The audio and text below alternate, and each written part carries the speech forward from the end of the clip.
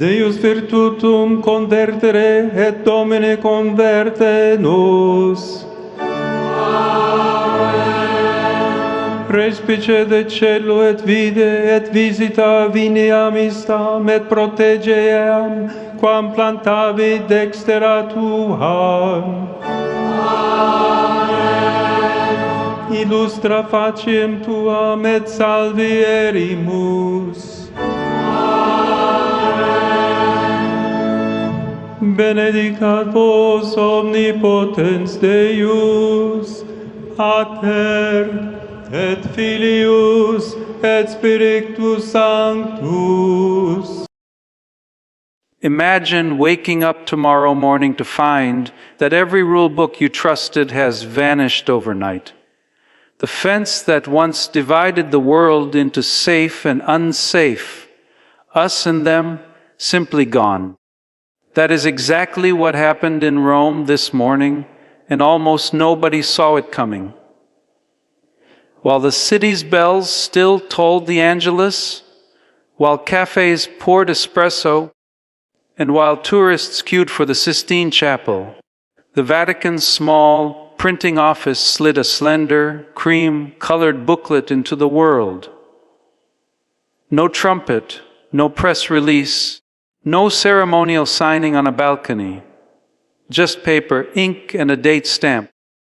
Yet within those pages, Pope Leo XIV, elected on a promise of deep silence and deeper surgery, tore down 10 load, bearing walls that had propped up the Catholic Church for centuries.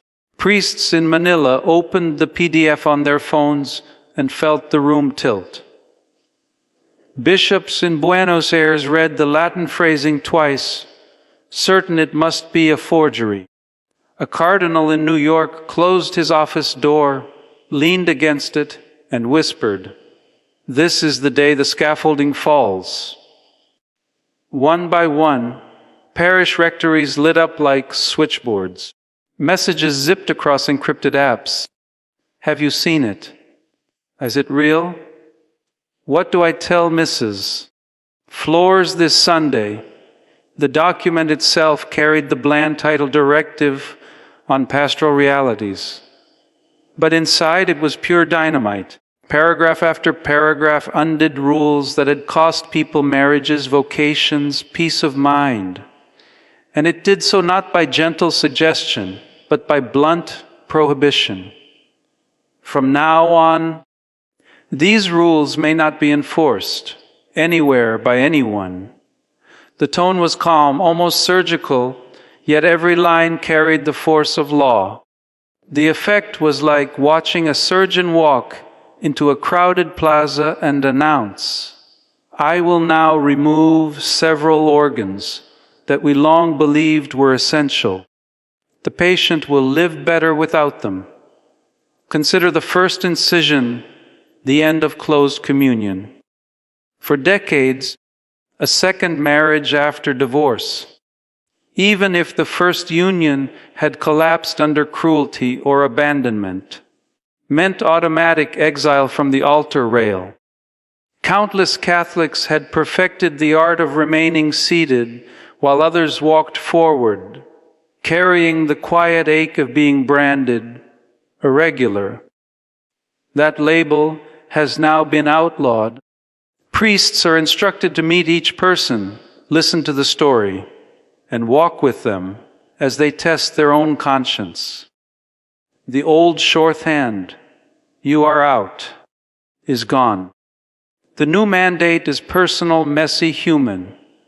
A priest in Chicago messaged his bishop, "I studied moral theology for 6 years, and now you hand me 1,000 tragedies and call it mercy." But the Pope's answer is already printed. Mercy is not a loophole, it is the operating system. The second wall to fall is the culture of opulence. Gilded cathedrals, episcopal palaces, silk capes, rings kissed like relics. All of it now faces a simplicity audit. Every diocese must publish a yearly report. Here is what we spent on buildings. Here is what we spent on the poor, and here is how we are closing the gap. The bishop of a wealthy European see was told to sell his lakeside residence and move into a two-bedroom flat above the chancery. He protested that the grandeur of the building spoke of God's majesty. The reply came back, the poor speak of God's majesty far more clearly. Priests' personal stipends are capped. The surplus flows automatically to food banks and shelters. One Monsignor sighed, "He is turning us into a start-up NGO." Yet the directive insists that the Church must smell once again of the sheep, not of incense and marble polish. Third, the ancient discipline of priestly celibacy has been cracked open, not shattered but decisively breached. In regions starved of clergy, starting with the Amazon but soon expanding, bishops may ordain proven, mature married men. The Latin term vere probati sounds technical, yet it carries the weight of centuries toppling backward. Seminaries that drilled generations in the theology of celibate sacrifice now scramble to design tracks for husbands and fathers. Critics call it the Protestantization of the priesthood. Supporters call it the re-apostolization of the church, more shepherds, smaller flocks, real villages reached again. Either way, the psychological shock is immense. 1,000 years of identity pivoted overnight. Fourth, the pulpit itself has been recalibrated. Condemnatory homilies, sermons that catalog sins and denounce groups, are now formally forbidden. The directive quotes Pope Leo's private note, "Fear was useful when the world was dark, but the world now is darkened by our fears."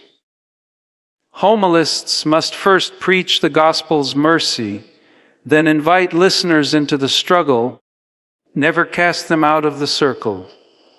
A young priest in Texas typed, "So I just smile while the world burns." Yet the directive answers, "You stand with the people in the fire, not above them shouting directions." The art of pastoring shifts from boundary patrol to field medic.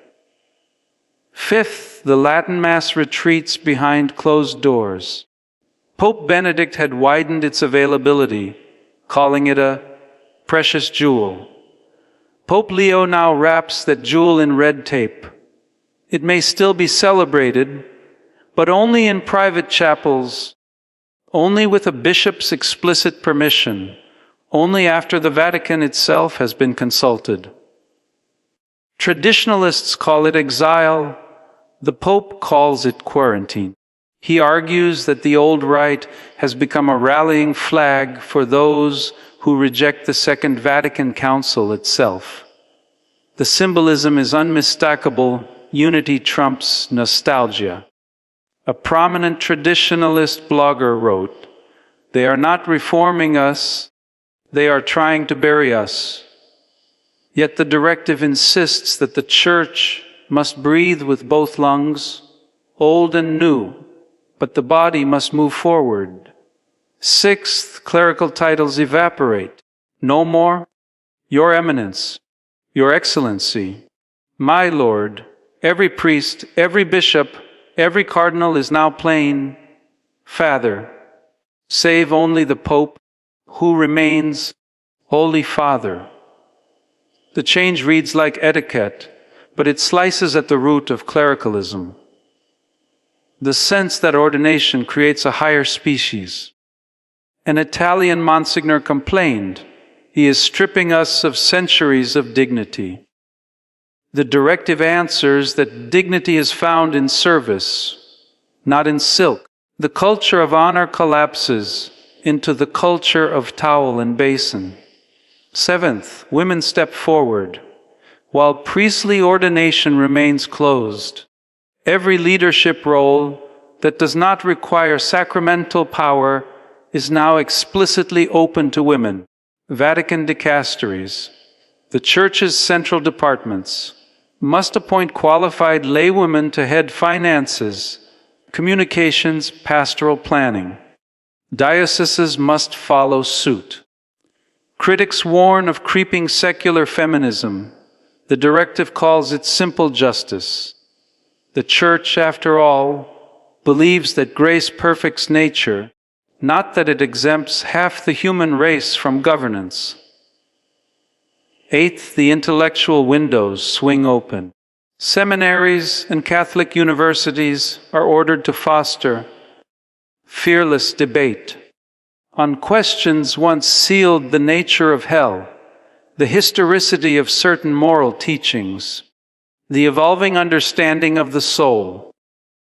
The directive quotes Augustine, "God is not offended when the mind wrestles." Deans worry that inviting doubt will erode faith. The Pope insists that suppressing doubt already has. The goal is not to arrive at chaos, but at a faith tempered by honest fire. Ninth, the age of secrecy ends. Every allegation of abuse against a minor or vulnerable adult must be reported at once to civil authorities. No internal delays, no quiet settlements, no transfer of priests. Vatican law now requires transparency first, overriding every custom of confidentiality. Bishops fear lawsuits. Victims finally see the Church choosing truth over brand. A source at the U.S. Bishops' Conference said, "We have lost control of the narrative." The directive replies the narrative was never ours to script. 10th, evangelization is reborn. Proselytism, aggressive, manipulative, or coercive conversion is banned.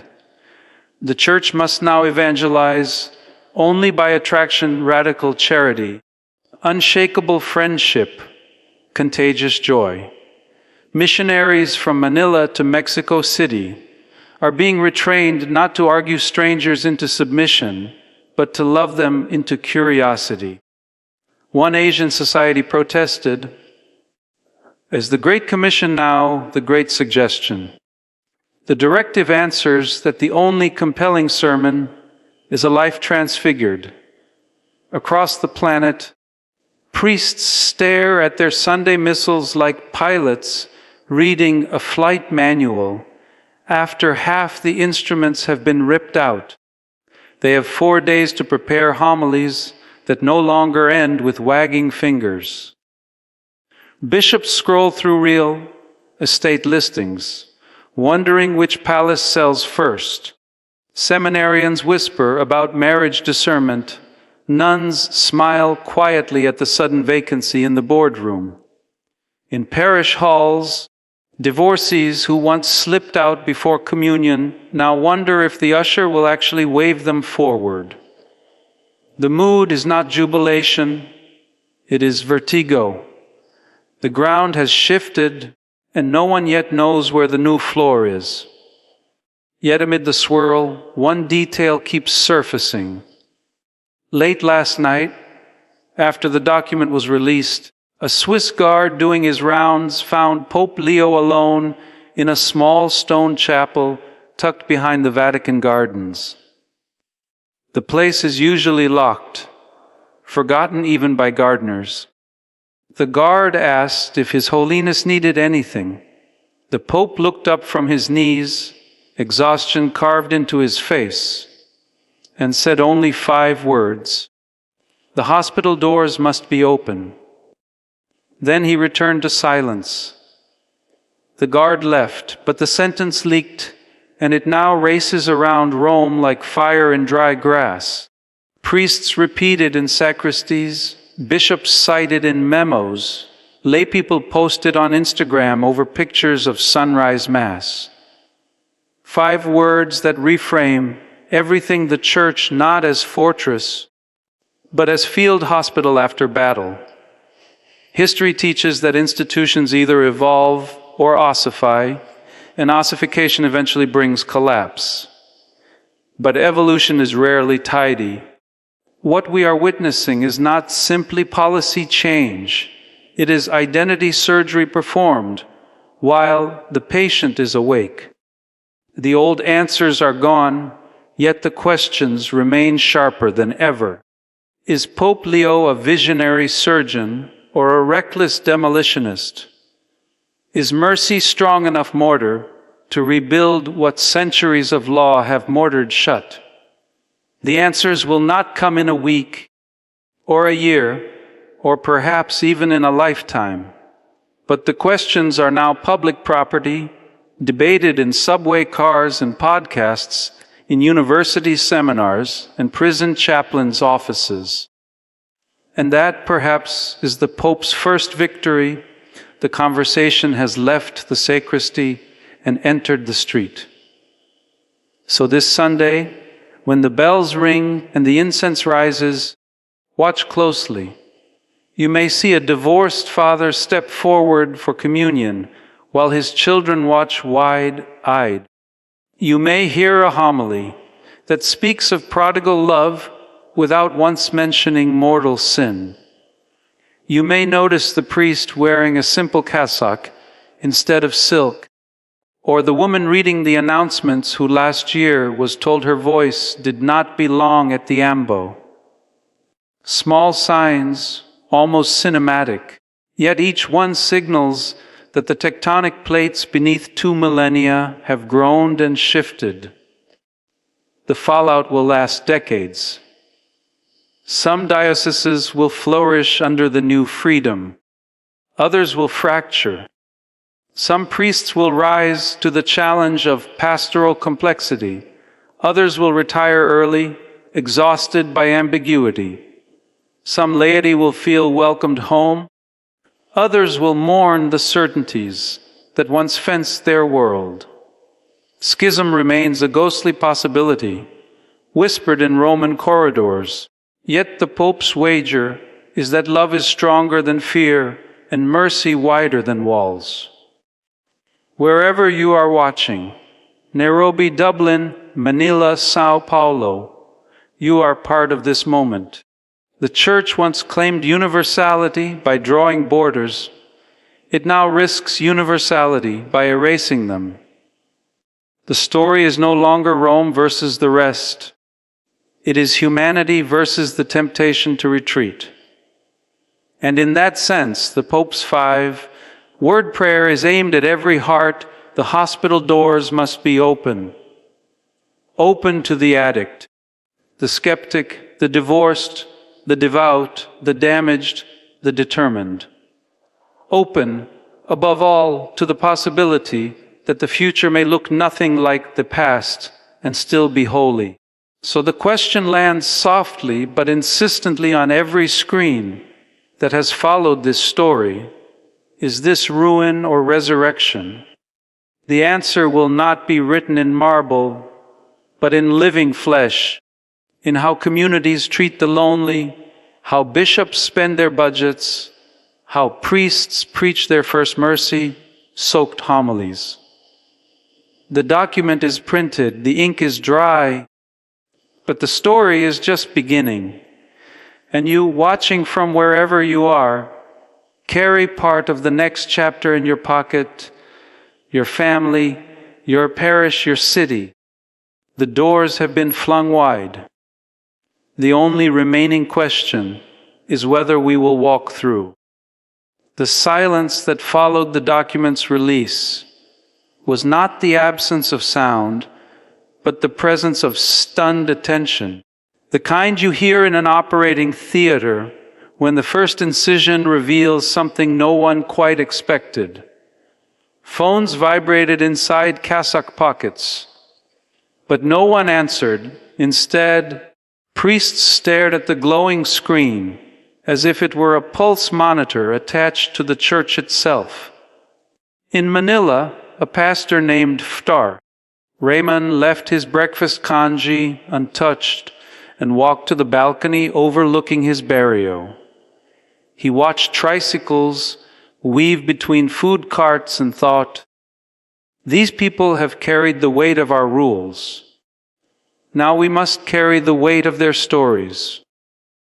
Downstairs, his housekeeper had already printed the directive and taped it to the kitchen wall, highlighting the paragraph on divorced Catholics in bright yellow. She herself had stayed in the pew for 12 years. She asked softly if she might receive communion next Sunday. Raymond could only nod, suddenly aware that his first test would come not from a theologian, but from a woman who had scrubbed his floors and known his sins. Across 12 time zones, the bishop of a historic German diocese stared at the ceiling of his 18th century residence, the parquet floors around him gleaming like a museum. A simplicity auditor, yes, that is now an actual job, would arrive Monday morning with a clipboard and a calculator. The bishop had spent the night pacing from portrait to portrait of his predecessors, men in ermine and scarlet who had governed souls from these same halls. He tried to picture the rooms reimagined as a refugee hostel, the chapel stripped of gold leaf and given to mothers with strollers. He felt no rage, only disorientation, as though someone had rotated the entire building 90 degrees while he slept.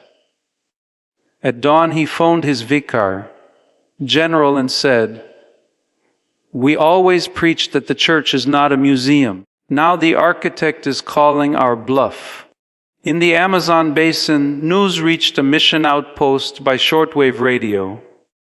Fr. Anselmo, a 67-year-old missionary who once calculated he had baptized more infants than the entire population of his hometown in Portugal, listened as the crackling voice read the Latin phrase "veri probati." He looked at his catechist, Joachim, a married grandfather who had ferried sacramentals upriver for 30 years. Anselmo placed a hand on Joachim's shoulder and said, "You may be the next priest these people see." Joachim laughed so hard he startled the parrot perched on the chapel door. Then he cried.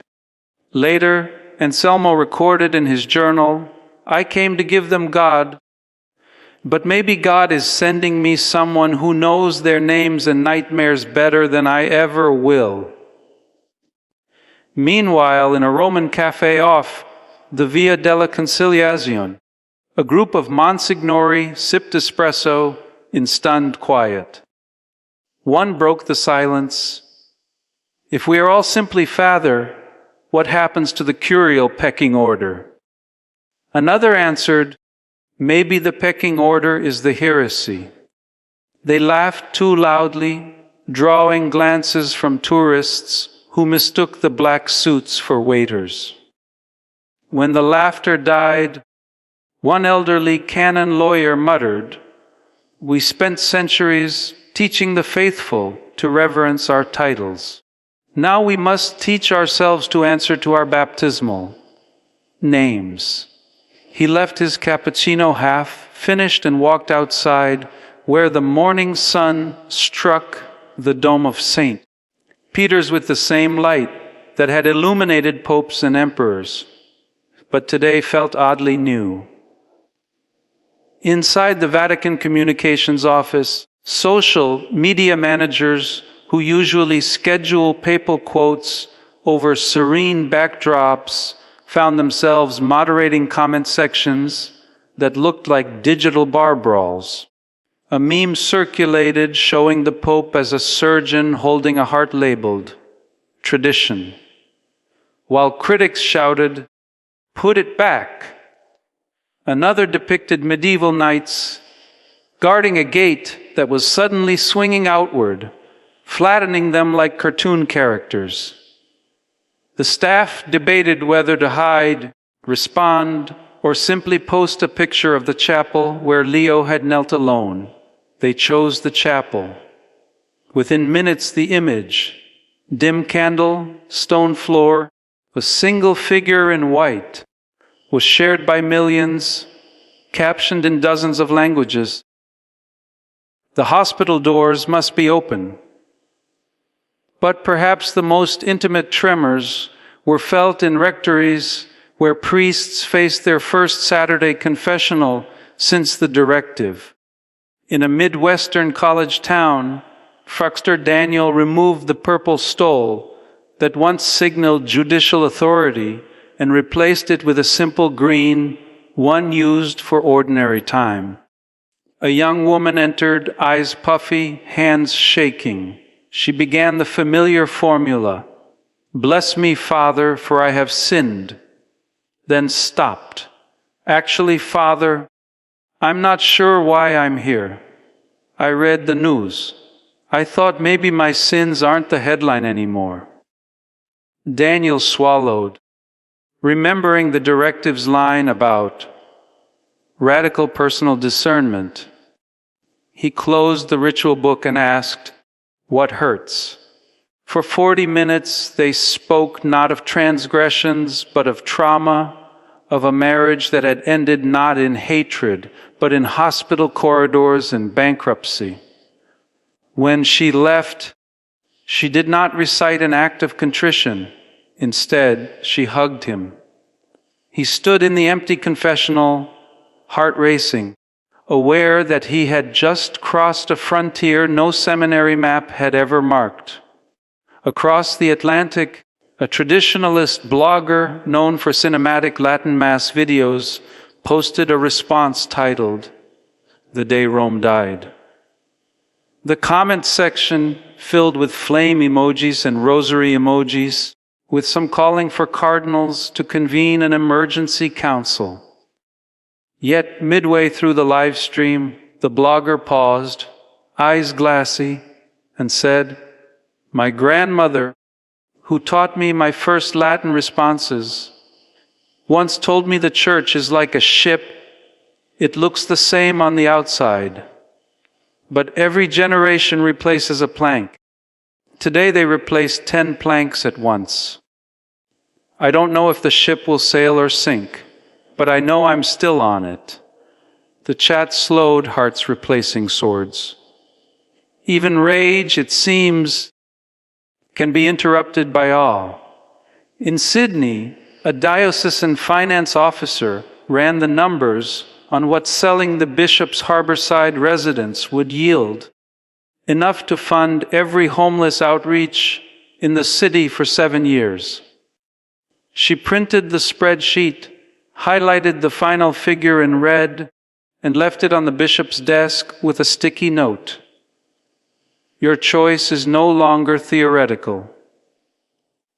The bishop, a former lawyer who once argued insurance cases with surgical precision, stared at the number and realized his entire rhetorical arsenal. Historical heritage, testimony to the transcendent, evangelical witness through beauty, felt suddenly hollow next to a single line items, 327 nights of shelter. Back in Rome, the Congregation for Divine Worship convened an emergency meeting. They debated whether the directive's ban on condemnatory homilies extended to preaching against the directive itself. One canonist suggested that criticizing the Pope could itself be framed as a pastoral service. Another countered that humility might demand silence. The session ended without resolution, each member leaving with the same haunted expression of a man who has discovered the map he memorized no longer describes the terrain. And yet, amid the institutional vertigo, small miracles began to sprout like grass through concrete. In a prison in Manila, a chaplain read the section on abuse transparency to a group of inmates, many of whom had been victims before they were offenders. One man, tattooed and tear-streaked, asked if the new law meant he could finally report the guard who had assaulted him without fear, that the warden would bury the claim. The chaplain nodded, and for the first time in 12 years the man slept without lights on. In Toronto, a theology professor opened her classroom to a live-stream debate on contraception, abortion, and the historical development of doctrine. 200 students stayed past midnight, not to win arguments, but to ask better questions. In Madrid, a cardinal-elect who once loved the title, Your Eminence, introduced himself at a youth rally simply as Carlos. The stadium erupted, not in applause, but in a hush of recognition. The church had just stepped off the throne and into the crowd. By Friday, the Vatican press office finally released a photograph. It showed Pope Leo walking out of the small chapel where he had been found kneeling. But this time he was not alone. Beside him stood a young boy with cerebral palsy whose family had been denied baptism 3 times because the parish lacked an accessible entrance. The boy's father pushed a makeshift ramp fashioned from plywood and prayer books. Behind them, 2 nuns held umbrellas against the Roman drizzle. No one spoke. The image said enough. The caption, in 5 languages, repeated the Pope's whisper: "The hospital doors must be open." Within hours, parishes from Lagos to Los Angeles began measuring doorways, installing ramps, and posting signs that read, "Because everyone arrives wounded." Still, resistance calcified in certain quarters. A group of retired high-ranking officials drafted a 20-page letter alleging heresy, citing papal infallibility documents like surgeons waving scalpels. They mailed it to every cardinal, requesting a formal correction. The letter leaked, of course, and Twitter theologians parsed each clause like sportscasters. But the Pope's only public response came during the Angelus, when he looked into the camera and quoted Julian of Norwich. "All shall be well, and all manner of things shall be well." Not a rebuttal, but a lullaby. Meanwhile, supply companies that specialized in gold-threaded vestments reported a sudden drop in orders. One supplier in Lyon pivoted overnight to weaving simple stoles in prison, grade cotton, donating half the profits to anti-trafficking networks. A Vatican official, half joking, suggested the company's new motto, "From altar to advocacy." The pun went viral under the hashtag #FactThreadsOfMercy. In the Philippines, the first married deacon scheduled for ordination under the new Veri Probati policy sat in a bamboo chapel, his wife beside him, practicing responses in Latin, halting but earnest. Their teenage daughter filmed on her phone, captioning the clip, "Dad learning to be a priest the way he learned to be my dad, late, scared, and full of love." Comments flooded in from every continent. "Send him to us." "We need fathers who know dishes and diapers." The algorithm, indifferent to theology, pushed the clip to millions who had never cared about priestly vocations until they saw one in a living room lit by Christmas lights left up too long.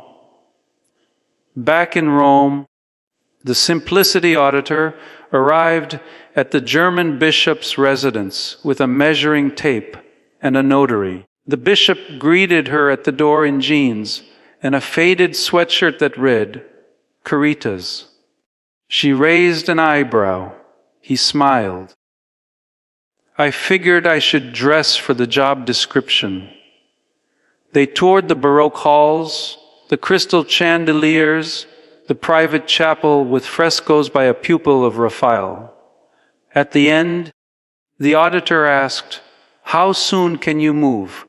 The bishop replied, I already packed one suitcase. The rest is yours to sell. They shook hands, and for the first time in years, the bishop felt the strange lightness of a man who no longer needs to defend an address. On the eve of the first Sunday under the new regime, a storm rolled across central Italy, lightning sketching St. Peter's dome like a divine highlighter.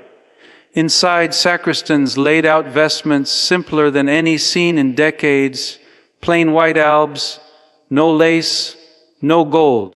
Servers polished wooden chalices that had spent decades in storage labeled mission use.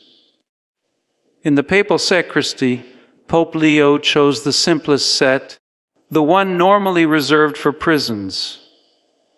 An aide asked if he wanted the red mazzetta for the outdoor blessing. Leo shook his head. They've seen enough red. Today they need white. And so the great Sunday arrived. Across 6 continents, Catholics opened hymnals to the same readings, but entered churches that no longer felt entirely familiar. In Detroit, a woman received communion for the first time in 20 years while her girlfriend held her hand. In rural Kenya, a catechist who had baptized infants for 30 years vested as an acolyte, while the first married priest raised the host. In Montreal, a priest preached on the prodigal son and ended not with, "Go and sin no more," but with, "Go and know you are already loved." No one walked out. Some cried. Some stood frozen, as if the floor might still give way. But most stayed, because for the first time in a long while, the church felt less like a courtroom and more like a living room after the guests have left and the host finally sits. The Monday headlines ranged from "Revolution in Rome" to "The Pope who unpopped the cork." Yet beneath the noise, quieter statistics emerged. 200 bishops scheduled simplicity audits, 147 seminaries opened tracks for married applicants, 89 dioceses appointed women as chancellors. Abuse hotlines rang off the hook with calls that began, "I never thought anyone would believe me." Each number was a heartbeat, proof that the body was still alive, still bleeding, still healing. And somewhere in that bloodstream, a new question began to form. If mercy can overturn this much, what else might it dare? Could artificial birth control be re-examined through the lens of conscience rather than prohibition? Could married priests in the Amazon become married priests in Akron? Could LGBTQ+ unions be blessed not as capitulation but as covenant? The Pope has not hinted at any of this, but revolutions, once begun, find their own momentum. The hospital doors are open, and patients keep arriving with wounds no previous protocol addressed. In the end, the measure of this moment will not be the absence of conflict, but the presence of compassion where conflict once reigned. The Church will still argue, still stumble, still scandalize. But something irreversible has happened. The rules have knelt before the people they once judged. And the people, startled by the sudden lowering of the drawbridge, now face the harder task of crossing it. So the story continues, written in the choices of ordinary believers who must decide what to do with mercy that feels almost reckless. Perhaps that is why the Pope's 5-word prayer refuses to fade. The hospital doors must be open to the addict, the atheist, the anxious, the angry, the abandoned, the arrogant. Open to you watching this screen, wondering if there is still room for your questions, The answer is yes. The floor is still shaking, but the roof has not fallen. And the light streaming through the open doors is not the glare of judgment, but the first light of morning after a very long night.